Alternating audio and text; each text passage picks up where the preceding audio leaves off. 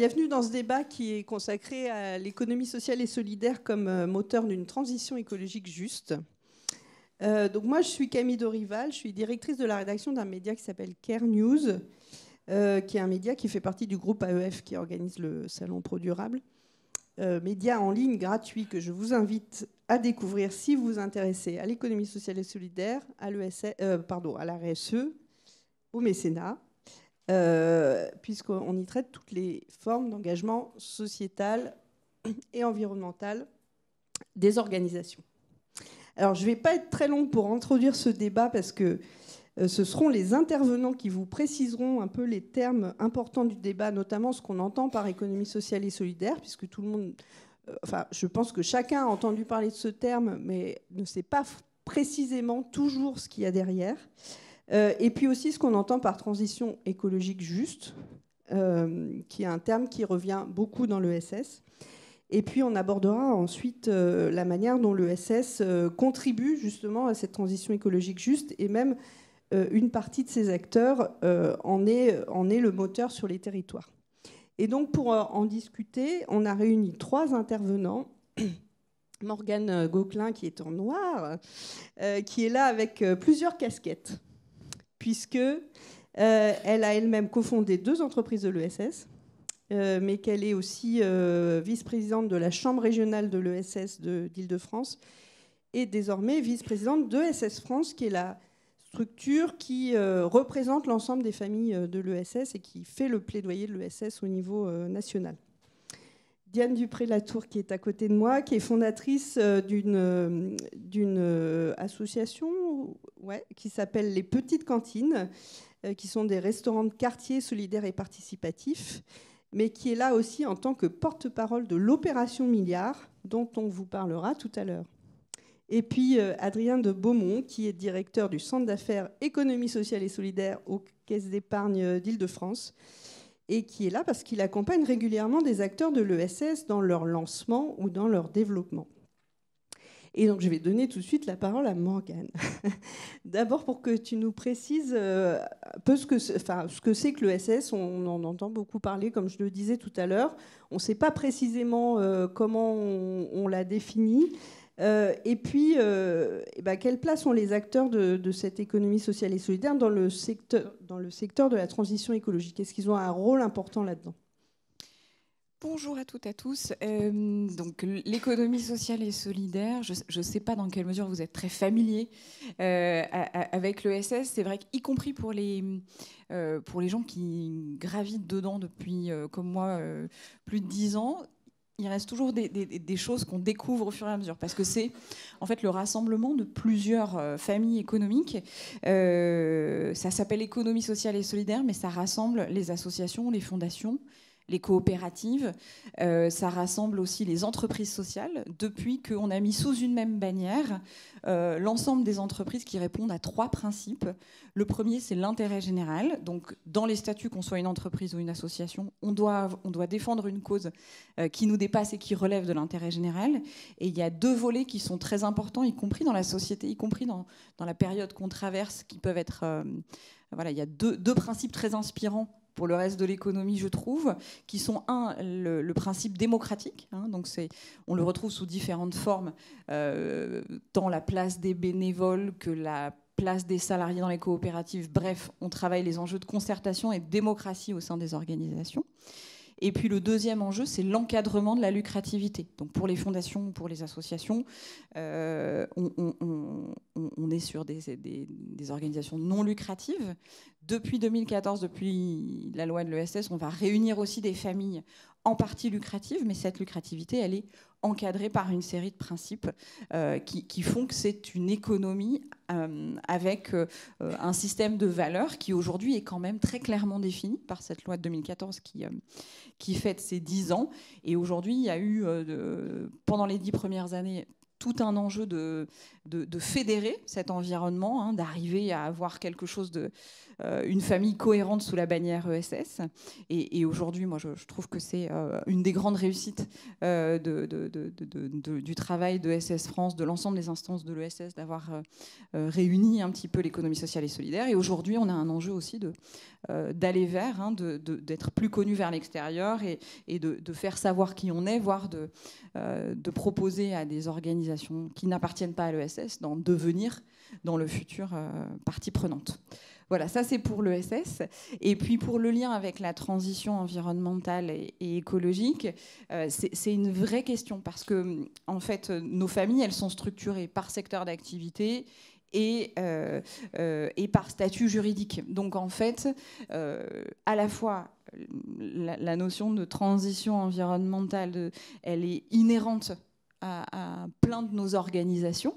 Et en même temps, elle est disséminée dans plusieurs familles. Donc c'est difficile de trouver des statistiques globales. Je ne peux pas vous dire aujourd'hui, il y a X% des acteurs de l'économie sociale et solidaire qui travaillent dans la transition écologique et environnementale. Par contre, le fait qu'on soit une économie des territoires, de proximité, du local, fait qu'on peut mettre en avant la capacité d'innover sur le plan environnemental de l'ESS et même l'attractivité qu'a l'ESS sur le plan environnemental. Je vais quand même vous lister 6 grandes familles. Je me suis pris les petites notes. Je vais quand même vous lister 6 familles où l'économie sociale et solidaire est prépondérante sur le plan environnemental. L'économie circulaire, évidemment, où il y a énormément d'acteurs qui se sont positionnés et qui représentent, qui ont été les premiers, hein, à proposer des solutions en matière d'économie circulaire. On va en reparler, l'alimentation durable et les pratiques et de proximité et de lutte contre le gaspillage alimentaire, etc. Là aussi, on a des acteurs de l'économie sociale et solidaire qui sont très puissants et très innovants. Le transport de personnes et de marchandises, notamment sur tous les enjeux du dernier kilomètre, sur la mobilité douce, sur la mobilité durable, sur plein de sujets. L'ESS a été, les coopératives, les associations étaient plutôt en pointe sur ces enjeux à imaginer le futur. Sur le bâtiment et le réemploi de matériaux, on a aussi là des structures de l'ESS qui présentent de l'attractivité par rapport à un monde souhaitable. Et puis l'énergie, avec des structures comme Enercoop, etc., qui vont produire de l'énergie alternative.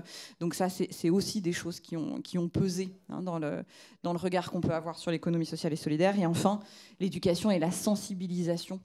Les acteurs de l'ESS, notamment les associations, sont très positionnés à travers l'éducation populaire sur la sensibilisation à la transition écologique, notamment pour les plus jeunes, et avec des résultats qu'on peut sensiblement voire efficaces.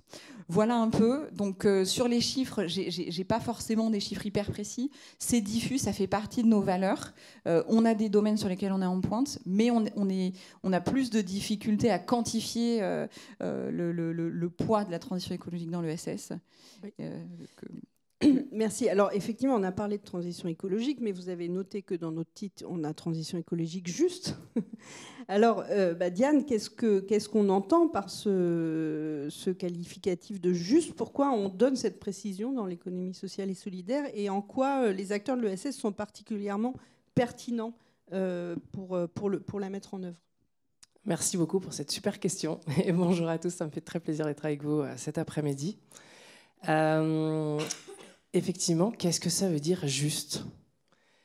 En fait, c'est la première fois qu'on entend un terme qui tout d'un coup va pas être juste autoréférentiel, c'est-à-dire on va juste dire quels sont nos principes d'action, quelles sont nos valeurs, etc.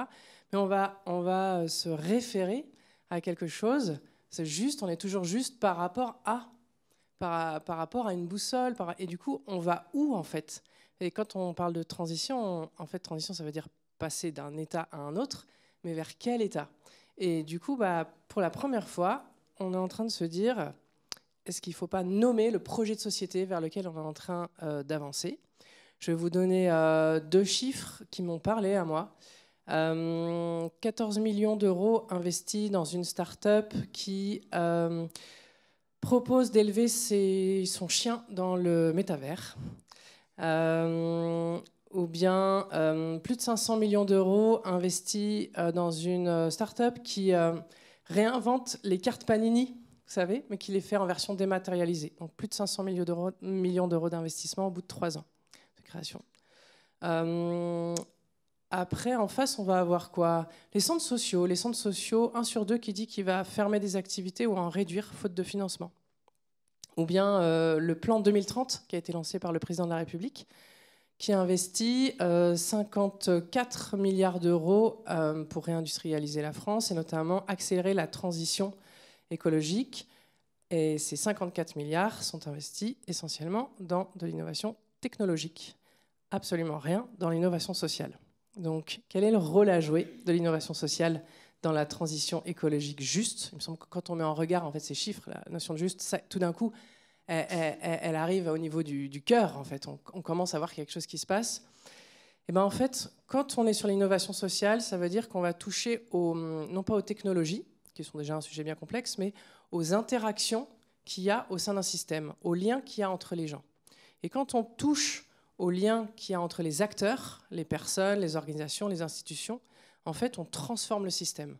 Et on le fait avec beaucoup moins de violence. Parce qu'on ne demande pas aux gens de changer à coups de matraque et de volontarisme, en imposant une manière de faire, mais voilà, on change les interactions.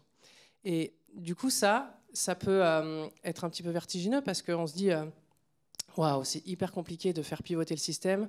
C'est une telle toile d'araignée. On ne sait pas par quel bout commencer. C'est le serpent qui se mord la queue, en fait. Et ben, la bonne nouvelle, c'est que les acteurs de l'innovation sociale, ils savent faire ça. Parce que c'est justement leur savoir-faire depuis des années et des années. Alors, il est invisibilisé, mais on ne va pas se plaindre toute notre vie d'être invisibilisé. Si on est invisibilisé, moi, je travaille aux petites cantines. En fait, je sais que la première chose à faire, c'est de sortir de chez soi et d'aller prendre sa place à table les uns avec les autres. Donc il s'agit, là, avec l'opération Milliard, de prendre notre place dans la société, de faire entendre notre voix. D'ailleurs, ce qu'on fait, c'est bien, c'est utile, et nous avons besoin de financement pour ça. Alors, on reviendra tout à l'heure plus précisément sur l'opération Milliard pour vous expliquer un peu plus de quoi il s'agit. Donc, vous avez bien compris que transition écologique juste, c'est l'idée que la transition écologique est compatible avec la justice sociale et justement doit se faire en tenant compte de la justice sociale. Donc, ça, c'est vraiment... une des grandes convictions des acteurs de l'ESS qui portent cette idée. Alors, Adrien, donc, j'ai dit que vous étiez banquier aux caisses d'épargne. Et il se trouve que les caisses d'épargne, c'est une des banques qui accompagne le plus l'économie sociale et solidaire. Comment est-ce que... alors déjà, pourquoi ce choix d'accompagner les acteurs de l'ESS ? Et comment est-ce que vous accompagnez en particulier les acteurs de l'ESS qui font de la transition écologique juste ? Alors, déjà, merci pour l'invitation. Aujourd'hui, les caisses d'épargne, je pourrais répondre pourquoi est-ce qu'elles s'intéressent à l'économie sociale. Je pourrais répondre tout simplement que statutairement, on est membre de l'économie sociale. On est une banque coopérative comme d'autres, c'est-à-dire qu'on appartient à nos clients, donc on est membre. C'est génial, ça ne fait pas forcément des valeurs, ça ne fait pas forcément un engagement en tout cas. Mais il y a un peu plus que ça, il y a l'histoire des caisses d'épargne qui marque quand même notre travail encore aujourd'hui. Le Milliard, c'est un mouvement qui est en train de se lancer, et je lui souhaite autant de réussite qu'à la caisse d'épargne. La caisse d'épargne, c'est un mouvement qui s'est lancé il y a 200 ans, en fait, sur la base de l'épargne populaire, en fait, de donner accès à l'épargne à des gens qui n'avaient pas accès à l'épargne. Faut se remettre en 1818. À l'époque, si vous vouliez mettre de l'argent de côté, vous mettiez un peu d'argent sous votre matelas. Et puis, s'il n'y avait pas eu de cambriolage et pas eu d'incendie, au bout de 5 ans, vous n'aviez plus grand-chose puisqu'il y a eu l'inflation qui était passée par là. Donc l'idée, ça a été donner accès à tous à la possibilité finalement de se projeter, parce que c'est ça l'épargne. Ensuite, cette épargne, on l'a fléchée. Elle a tout de suite pu être mobilisée pour des projets d'utilité sociale. Donc le logement social a été financé comme ça dès 1850, les bains-douches, et on a accompagné comme ça tous les mouvements sociaux les uns après les autres. Notamment, on est assez fiers d'avoir été les premiers à donner la possibilité à des femmes d'ouvrir un livret sans l'accord de leur mari en 1881. Alors ça peut sembler basique, mais il faut se rappeler que dans la loi, c'est en 1964 que les femmes ont pu ouvrir un compte sans l'accord de leur mari. Donc voilà, on a continué à accompagner le mouvement. Plus récemment, on a été membre fondateur de Finansol. On est partenaire de ProDurable, et on a toujours essayé de continuer à conserver cette identité sociale. Donc c'est pour ça que forcément, naturellement, on s'est intéressé à l'économie sociale, et ça se retrouve aussi dans notre clientèle, puisqu'on est le premier financier, premier financeur privé du logement social, premier financeur privé des collectivités, premier financeur privé de la santé. On est un des gros financeurs du monde associatif. On est le premier teneur de compte des personnes protégées, je crois, en tout cas. Il faudrait que je vérifie cette information-là. En tout cas, on est important sur ce marché-là, donc toutes les personnes sous tutelle, curatelle. Tous des marchés finalement qui ont été abandonnés par pas mal d'établissements ou jamais été étudiés tout simplement, et je pense que ça fait vraiment partie de notre identité. Et du coup, quand le mouvement de l'économie sociale s'est lancé, assez naturellement, on s'est penché vers ce mouvement et on s'est dit, ben voilà, il faut qu'on crée des centres d'affaires, des agences dédiées, pour parler le plus facilement, des agences dédiées avec des chargés d'affaires dédiés à ce projet-là, à cette idée de l'économie sociale, pour qu'ils soient formés à ça. Maintenant, pour répondre à la deuxième partie de la question, qui est comment est-ce qu'on accompagne les acteurs de l'économie sociale qui sont au cœur de la transition écologique. Alors pour reprendre un petit peu ce que tu disais sur l'économie sociale, moi je la diviserais assez basiquement et de façon très tranchée, et pas juste du tout, mais c'est pas grave, c'est juste pour donner un aperçu. Je vais la diviser en deux. Il y a l'économie sociale qu'on va appeler traditionnelle. Tout le monde associatif autour du médico-social, de l'inclusion. Ils font un travail formidable. Mais ce n'est pas forcément des moteurs de l'écologie aujourd'hui. Certains acteurs peut-être, mais ça reste à la marge. Et puis vous avez l'économie sociale qu'on va qualifier, c'est l'occasion on va la qualifier de pro-durable. L'économie sociale vraiment qui est complètement impliquée là-dedans, avec des entrepreneurs sociaux, des associations qui sont dès l'origine complètement, qui ont cette notion d'écologie dans leur ADN. Et cela, ça va être beaucoup plus compliqué finalement de les accompagner pour nous. Pourquoi ? Parce qu'il y a beaucoup plus de risques. Alors ça tombe bien, c'est notre métier le risque, la banque. C'est notre métier d'essayer d'étudier le risque. Et nous, notre travail, ça va être d'essayer de sélectionner les bons projets, de prendre le temps de comprendre les bons projets et d'accompagner les bons entrepreneurs, les bons dirigeants dans des projets. Alors l'accompagnement, il est facile, hein, c'est... Pour une banque, l'accompagnement le plus facile, c'est tout simplement de faire du financement. C'est généralement ça qu'on attend de nous. On parlait de financement, hein, d'argent, c'est là où on est attendu. Mais là encore, on a besoin de projets où il y ait à la fois l'engagement et la compétence. On ne peut pas faire l'économie de la compétence. Il y a encore trop de projets qui nous arrivent avec juste un très bel engagement. Ça me fait un peu penser à... je ne sais pas si vous voyez le Concorde. Vous voyez l'avion, le Concorde, il n'a rien de SS, il fait beaucoup de pollution. Mais il y a quelque chose d'intéressant quand on connaît le projet du Concorde, quand on connaît l'histoire du Concorde, c'est qu'à l'origine, dès le début, il y a des ingénieurs qui ont dit « mais ça ne marchera jamais, c'est pas possible, en fait, ça va perdre de l'argent ». Et on leur a dit « oui, mais ce projet, il est formidable, il est magnifique, c'est un projet de paix, c'est un projet en politique entre l'Angleterre et la France, et puis regardez comme il est beau ». Et ben, de temps en temps, dans l'ESS, on peut avoir des projets un peu comme ça, des projets qui sont magnifiques, mais on sait qu'on va dans le mur et on y va quand même. Et ben, ces projets-là, il faut qu'on les évite parce qu'ils peuvent faire beaucoup de mal à tout le reste de l'ESS indirectement. Donc nous, c'est vraiment notre métier de sélectionner les bons. Et ça, on le fait avec France Active notamment. Moi, je suis membre d'un comité France Active Île-de-France et avec les autres partenaires de l'ESS. C'est vraiment tout notre travail d'essayer d'identifier les bons intervenants et de les accompagner. Mais j'allais dire, une fois qu'on a trouvé les bons, c'est facile de les accompagner. Et la bonne nouvelle, c'est qu'il y en a vraiment pas mal qui sont très très bons. Moi, je vous avais parlé l'autre jour de Désiré. Je ne sais pas si vous connaissez les fleuristes Désiré. Je vous invite à faire connaissance des fleuristes Désiré. Ils ne sont pas bancarisés chez moi, à mon grand regret. Ils sont dans un autre centre d'affaires de la Caisse d'épargne. Mais elles ont un engagement formidable pour les fleurs locales et les fleurs de saison. Donc l'engagement, il y est. Et en même temps, elles ont créé 4 boutiques en 5 ans. On n'est pas sur de la folie, on est sur des pieds sur terre. Elles ont su fermer une boutique qui ne marchait pas. Elles ont un raisonnement d'entrepreneurs intelligents, les pieds sur terre. Et des gens comme ça, on a envie de les suivre. Je ne sais pas si Désiré est dans l'opération Milliard. Peut-être que oui, mais en tout cas, dans l'opération Milliard, il y a plein d'acteurs de l'ESS et de la transition écologique juste qui font partie des bons. En tout cas, qui essayent de pérenniser leur activité, de trouver un modèle économique et qui ont aussi besoin de financeurs et d'investisseurs C'est un peu l'objet de cette opération milliard. Est-ce que vous pouvez nous en dire un peu plus, Diane ? Carrément. Donc aujourd'hui, il y a 2000 membres dans la communauté du milliard qui va fêter ses 1 an au mois de mars. Il y a pas mal de faiseurs. Hein. C'est des gens qui ont vraiment les pieds dans les projets, sur les territoires. C'est très réparti dans plein de régions françaises. Et le but, il est vraiment d'aller chercher 1 milliard d'euros pour financer la transition écologique juste. Donc concrètement, il s'agit de se dire qu'en France, il y a assez d'argent pour financer la transition, mais qu'il n'est peut-être pas toujours bien orienté. Comment on s'y prend ? L'idée, c'est que le chemin soit aussi beau que le résultat. C'est-à-dire que déjà, il faut savoir où sont les situations de sous-financement en France. Donc là, on est en train de faire le grand recueil. C'est concrètement un questionnaire en ligne qui est adressé à toutes les organisations de la transition écologique et sociale. Donc si vous connaissez notamment des organisations qui sont sous les radars. Vous savez, on a tous un cousin qui est engagé dans un projet, mais c'est dans un territoire rural, et il n'a pas le réseau, il n'est pas sur LinkedIn, il n'est pas je sais pas quoi, il n'a pas accès au financement, et il ne se dit même pas qu'il a le droit de demander, en fait. Il n'a même pas appris à demander.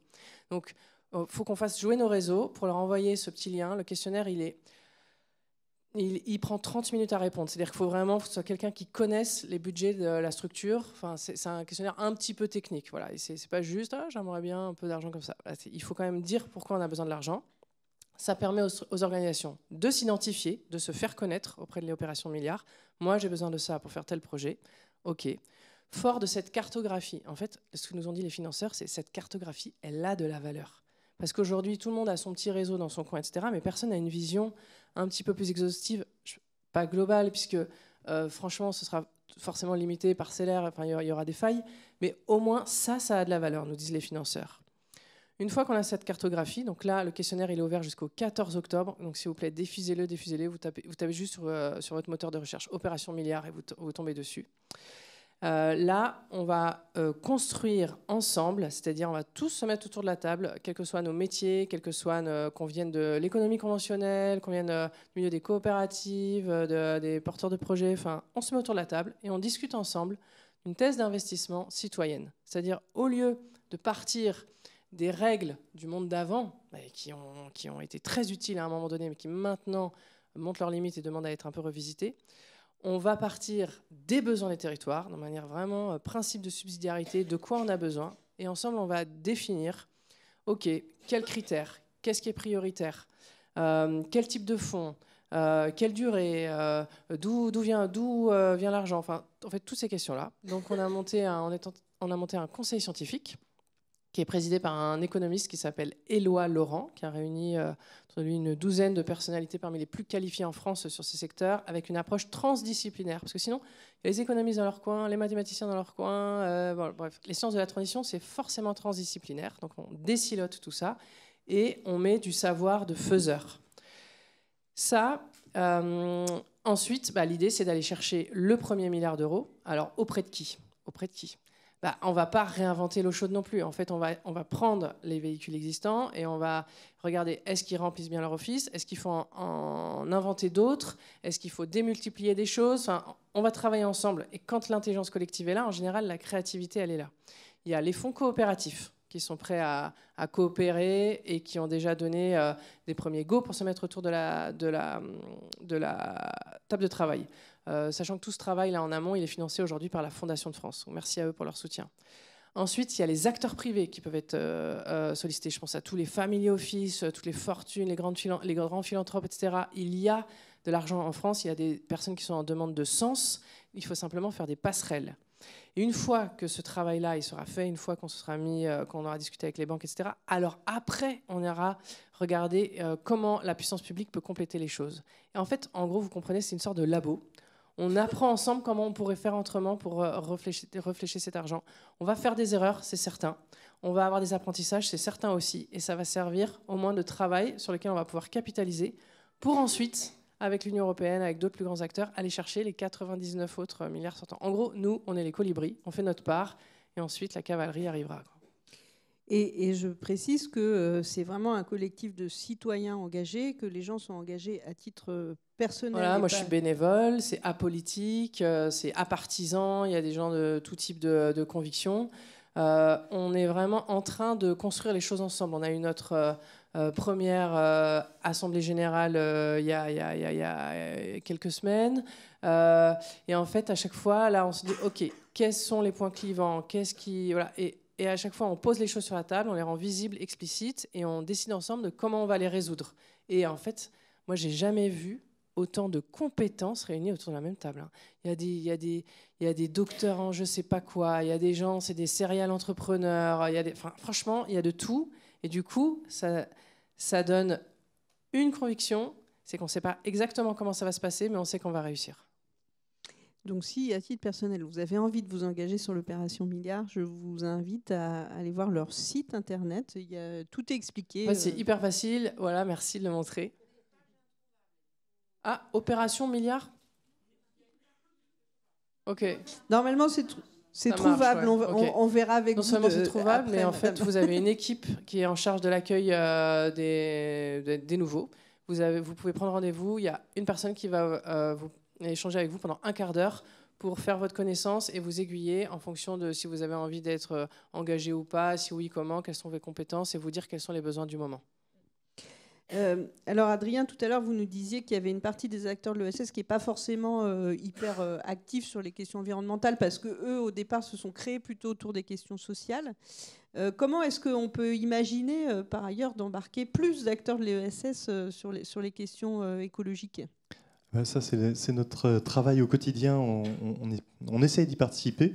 Alors, Diane parlait d'un questionnaire. La mode est au questionnaire. Sandrine, ici au premier rang, elle a participé à la création d'un questionnaire ESG, d'un dialogue ESG. On est en train, nous aussi, de cartographier toutes les personnes morales clientes de la Caisse d'épargne en fonction un petit peu de leur engagement ESG. On va voir les dirigeants les uns après les autres. On leur demande, voilà, qu'est-ce que vous faites? C'est quoi votre... est-ce que vous connaissez les réglementations? Qu'est-ce que vous avez commencé à mettre en place? Et on voit l'étendue de l'engagement, c'est assez varié. Moi, il y a des acteurs comme la Fondation britannique de Sillery, je peux les nommer parce qu'ils sont très avancés. C'est des gens vraiment impressionnants, c'est-à-dire qu'ils sont à la fois complètement dans le social et tous les sujets écologiques, ils ont commencé à les travailler. Et c'est formidable parce que quand moi, je vais les interroger, j'apprends des choses grâce à eux.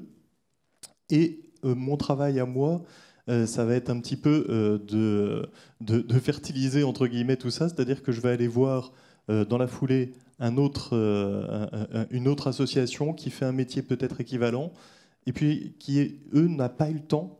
Le dirigeant n'a jamais eu le temps, ne s'est jamais vraiment impliqué là-dedans. Et déjà, le fait que la Caisse d'épargne leur pose la question, ça leur fait réaliser, zut, ça commence à devenir compliqué. On sait que les banques, c'est quand même pas les premiers sur les combats comme ça. Donc si même les banques commencent à poser ce genre de questions, il faut peut-être qu'ils s'y mettent. Et ensuite, on n'arrive pas tout seul, justement, on arrive en leur disant, voilà, on a des solutions, tenez, votre voisin, il a fait ça, le gars qui fait le même métier que vous, il a commencé comme ça, et puis on peut évidemment leur proposer nos produits, on a des financements pour les accompagner. Alors très souvent dans le monde associatif, un des sujets, on en parlait tout à l'heure avec Morgane, c'est l'immobilier, c'est la transition énergétique pour les bâtiments, qui est souvent lourde à porter. Et là, évidemment, on a des solutions à leur apporter pour les accompagner. On peut même leur présenter des bailleurs sociaux qui peuvent les accompagner, reprendre une partie de l'immobilier. Alors tout ça, il faut faire du cas par cas. C'est vraiment un travail qu'on fait avec eux. Mais le travail de base, c'est d'abord d'en parler avec eux, d'échanger avec eux. Et celui en passant, ils nous apprennent beaucoup. Donc c'est plutôt sympa. Merci. Morgane, de plus en plus dans l'ESS, il y a des gens qui disent qu'il faudrait qu'on renomme l'ESS pour l'appeler ESSE, donc économie sociale, solidaire et environnementale, justement pour affirmer cette nécessité que les acteurs de l'ESS soient moteurs sur les questions environnementales. C'est quoi votre sentiment sur ce sujet ? Alors, je vais illustrer par un exemple peut-être qui m'est venu en vous entendant. Je fais attention parce que j'ai mon banquier à ma gauche, mais je ne partage pas tout à fait l'idée que les acteurs anciens ne soient pas aujourd'hui moteurs ou ne se positionnent pas sur une transition écologique juste. C'est juste que chacun met le temps nécessaire, mais en tout cas, c'est sûr qu'on est des acteurs qui, par définition, nous posons des questions et répondons. En fait, quand on nous pose une question pour répondre à un problème, on en solutionne 5. Et ça, il faut avoir en tête que silencieusement, les acteurs de l'ESS résolvent un problème en solutionnant d'autres. Donc je vous donne un exemple, parce que sinon ça part un peu flou. On parlait tout à l'heure de Désiré, donc, qui sont 2 fleuristes qui ont réinventé le métier de la fleur. En plus, on a un phénomène d'actualité cette semaine sur l'empoisonnement confirmé par les tribunaux d'une enfant lié à tous les pesticides de ces fleurs qui sont des produits ultra mondialisés. Donc effectivement, aujourd'hui, il y a un enjeu autour de la fleur locale. Et donc nous, moi je suis directrice d'un réseau qui s'appelle le réseau des entrepreneurs citoyens. Et donc, une des structures qu'on a accompagnées, qui s'appelle Alage, va fournir les fleurs, entre autres, va être un des fournisseurs de fleurs pour Désiré. Concrètement, il y a 10 ans, c'était un acteur, c'est un acteur de l'insertion par l'activité économique, donc un acteur qui vient vraiment de la tradition sociale et sociétale française. Les acteurs de l'insertion, ça veut dire qu'ils travaillent pour l'État. Ils ne travaillent pas pour l'État. Ils travaillent avec un agrément de l'État pour insérer les personnes les plus éloignées de l'emploi, considérées comme les plus éloignées de l'emploi. Ils sont à peu près 4600 en France. Donc c'est vraiment une organisation sociale structurée. Et aujourd'hui, ces acteurs-là, ils vont être très présents. Ils vont petit à petit intégrer la transition écologique parce que ça fait partie de la justice. Donc par exemple, Alage, dont le métier est d'insérer des personnes éloignées de l'emploi, s'est vu attribuer par le conseil départemental de la Seine-Saint-Denis une friche industrielle partiellement polluée. Et donc, la réflexion a été faite sur comment faire quelque chose d'utile sur ce territoire, sur une friche industrielle, pour aider des personnes éloignées de l'emploi à s'insérer. Ça peut paraître compliqué comme équation, mais la fleur coupée en circuit court répond à l'ensemble de ces problématiques. Parce que ça va absorber sur les sols une partie des polluants, parce que ça va générer un apprentissage et potentiellement de l'emploi à travers ce métier de la fleur coupée. C'est quand même, il y a des débouchés en Ile-de-France qui sont intéressants.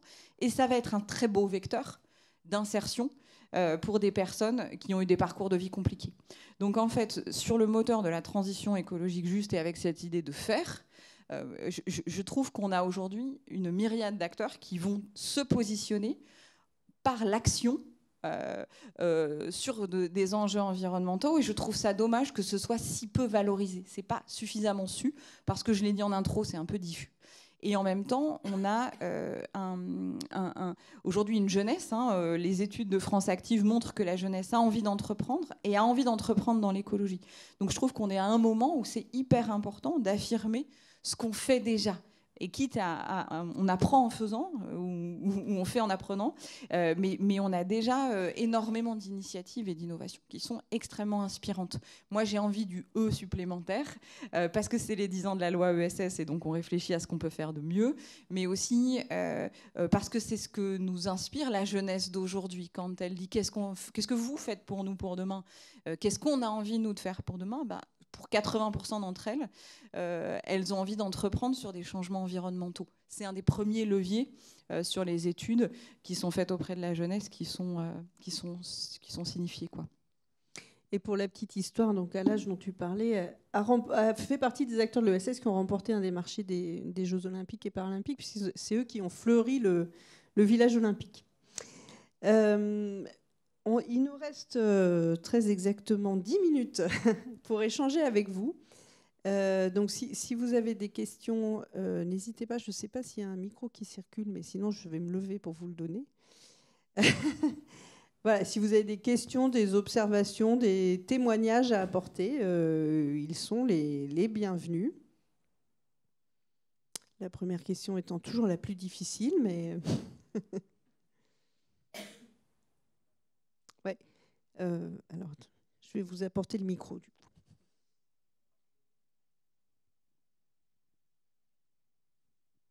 Merci. Non, c'était juste une observation.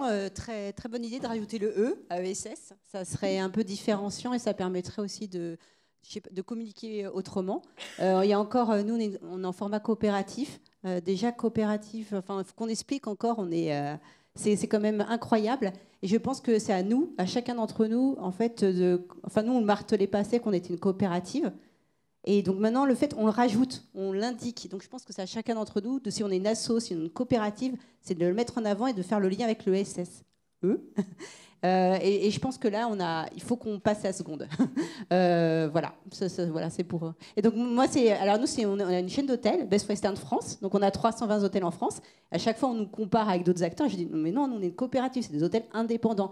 Et voilà, et tout le monde nous dit ah ben, on ne savait pas, on ne savait pas. Et je pense que c'est notre mal-être, on va dire. Et il faut qu'on accélère. Voilà.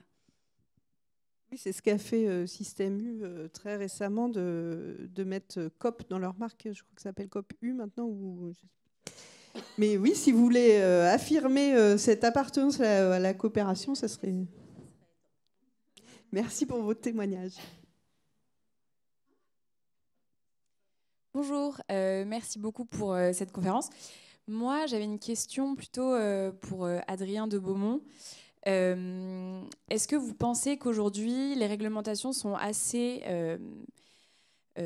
poussées pour inciter le secteur bancaire et financier à financer des entreprises qui ont des performances financières souvent moins importantes ou avec des croissances moins exponentielles que d'autres secteurs, comme vous avez donné l'exemple, Diane Dufray-Latour, de ces startups qu'on peut imaginer peut-être un peu moins orientées à intérêt général, mais qui rapportent un peu plus et qui donc sont financées à des hauteurs bien supérieures que l'ESS. Juste, je vois que vous faites partie de Tonnes. Peut-être vous pouvez nous en parler un peu, parce que c'est aussi une structure de l'ESS qui est dans la transition écologique. Donc... Tout à fait. Donc moi, je suis chargée de mission déploiement de l'atelier de Tonnes. C'est un atelier de sensibilisation aux enjeux de l'empreinte carbone et autour de la théorie du donut. Et je m'occupe de le déployer dans les grands comptes, donc les entreprises de plus de 5000 salariés. Voilà, donc pour se sensibiliser à l'enjeu de la réduction des émissions de gaz à effet de serre. Merci beaucoup. Adrien. Pour l'anecdote, je viens de suivre l'atelier de Tonnes cette semaine. Je l'ai apprécié d'ailleurs. Alors, est-ce que la réglementation est suffisante pour inciter au financement j'allais dire, des personnes les plus utiles ? Là, on rentre dans un vrai débat politique et je ne suis pas forcément positionné pour. Ce que je peux dire, c'est qu'on voit vraiment une vraie évolution côté bancaire aujourd'hui, où des acteurs qui n'engagent pas de transition vont petit à petit ne plus être financés. Je peux donner un témoignage sans donner de nom, parce que j'y ai assisté à un comité où on a refusé un financement sur 20 ans à une entreprise qui distribuait du fuel, tout simplement en leur disant mais est-ce que vous existerez vraiment dans 20 ans ? Voilà. Alors ça ne répond pas à la question sur la réglementation. En plus, en toute sincérité, je ne suis pas tout à fait qualifié, donc je préfère éviter. Mais en tout cas, ce qu'il y a de sûr, c'est qu'on voit que ça bouge vraiment beaucoup et très vite en ce moment. Et je pense que, enfin, quand on interroge toutes les personnes morales, quand une banque interroge tous ses clients personnes morales sur ces sujets-là, c'est que ça commence à vraiment devenir un vrai sujet central. Est-ce qu'il y a encore une ou deux questions ou témoignages ? Monsieur.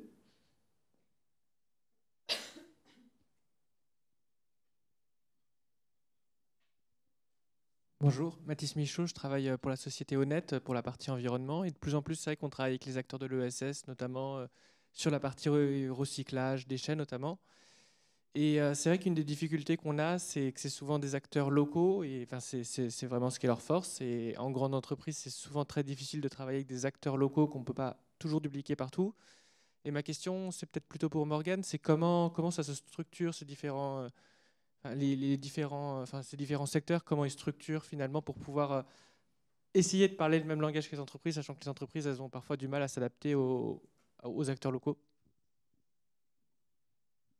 Merci de votre question. On en prend pour 3 quarts d'heure supplémentaires. C'est une vraie question qui a bougé. Tant sur, on va dire qu'on le travaille sur les marchés publics comme sur les marchés privés, c'est-à-dire l'adéquation pour l'économie sociale et solidaire de travailler avec des acteurs publics ou des acteurs privés. Je le simplifie un peu en reprenant votre exemple, c'est-à-dire plutôt sur le volet coopération et achat. C'est difficile parce qu'on va avoir effectivement des acteurs qui vont attendre des volumes et une professionnalisation et une capacité marketing de faire de la publicité qui appartient pas tellement à nos environnements.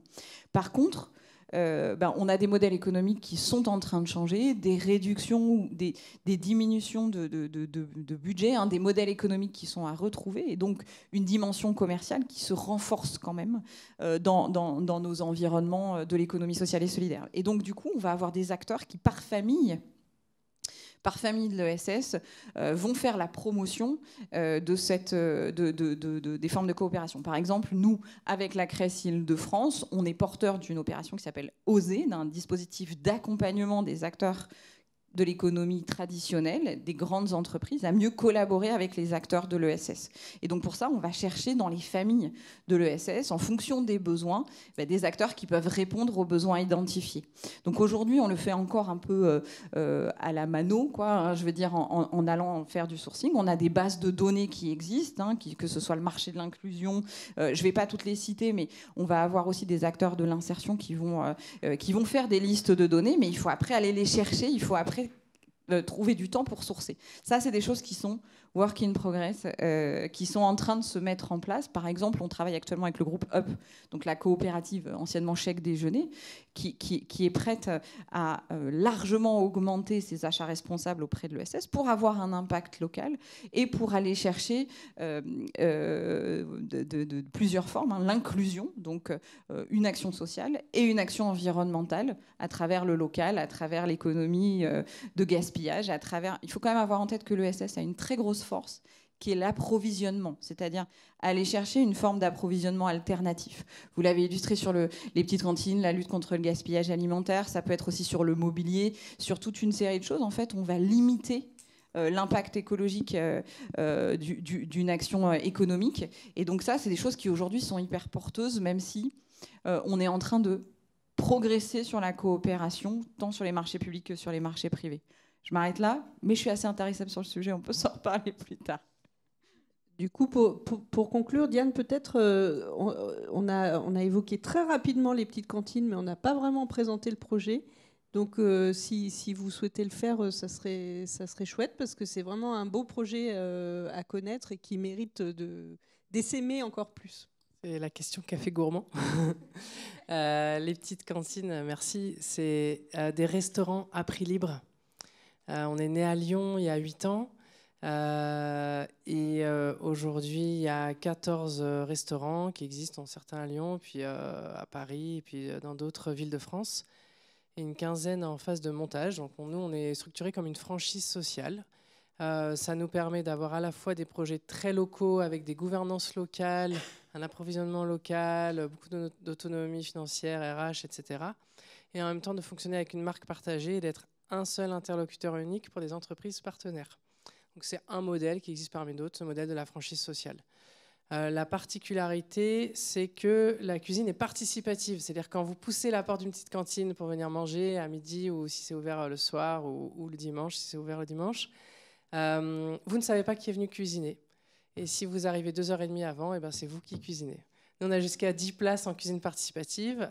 C'est un menu unique. En général, donc c'est toujours alimentation engagée, hein, donc bio, local, circuit court, moins de protéines animales. Si c'est un jour où il y a de la viande, il y a toujours une alternative. Si vous avez des régimes alimentaires particuliers, il y a toujours quelque chose pour vous. En fait, vous poussez la porte d'une cantine, vous devenez convive. Et convive, c'est beau comme mot, c'est convivere, c'est vivre ensemble. Et tout d'un coup, vous êtes accueillis comme à la maison. Vous êtes accueillis comme vous êtes. Et vous allez rencontrer des gens qui seront aussi comme ils sont. Et c'est peut-être des gens que vous n'auriez pas rencontrés ailleurs. Et en fait, réfléchissons. Est-ce que dans nos vies, on a beaucoup d'endroits où on va rencontrer des gens qui ne sont pas sur les mêmes rails que nous, qui ne sont pas dans les mêmes bulles des algorithmes, qui ne sont pas sur les mêmes parcours de vie. Et ça, franchement, moi, quand je vis des rencontres comme ça en cantine, ça me change ma journée. Alors par contre, c'est un sacré changement de regard sur l'incertitude. Hein, parce que comme on ne sait pas exactement qui va venir cuisiner, qu'on ne sait pas qui va venir manger, on ne sait pas exactement ce qu'on va avoir dans l'assiette, parce que comme on collecte aussi les invendus des magasins bio du quartier, puis quand on donne les recettes à 2 personnes différentes, ça ne va pas être le même plat en fait. Et nous en plus, comme c'est à prix libre, on ne sait pas combien on va avoir dans la caisse à la fin de la journée. Et allez voir un banquier avec ça. Et vous ne savez pas quoi, et ça marche. Ça marche, ça veut dire qu'aujourd'hui, une grande partie de nos restaurants n'a pas besoin de subventions pour fonctionner.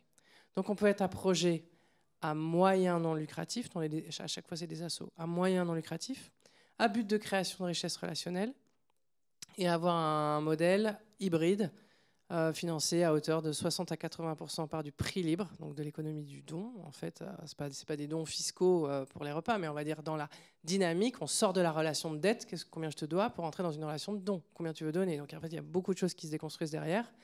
Et après, on a un petit delta qui est couvert par des ressources qui nous viennent de privatisation. Donc si, avec votre équipe, vous voulez venir je sais pas, faire du team building, ou un repas d'équipe ou je sais pas quoi, aux petites cantines, par exemple dans le 13e, ou si vos équipes elles sont réparties ailleurs en France, eh ben, venez nous voir parce que ça mettra du beurre dans nos épinards. Vous êtes implanté où, à part à Paris, dans le 13e et à Lyon? Alors la prochaine ouverture c'est à Bagnolet, donc d'ici, dans un mois. La dernière c'était à Bru, c'est à côté de Rennes. Sinon on est à Croix à côté de Lille, Strasbourg, Annecy, Grenoble, Mâcon, Metz, et puis il y en a plusieurs à Lyon, c'est là moi j'habite à Lyon. Et puis sinon, les projets qui sont en phase de montage, là il y a Bordeaux qui est en train de clôturer là, dans 2 jours un crowdfunding, n'hésitez pas à aller mettre une petite pièce, la mairie abondera.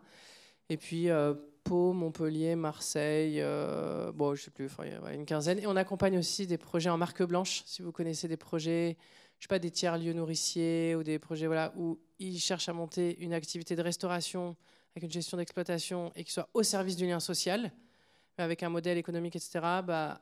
Dites-leur de venir nous voir, on leur ouvrira la boîte à outils, on leur évitera quelques gadins. Merci beaucoup Diane et merci à tous les 3 pour ce débat.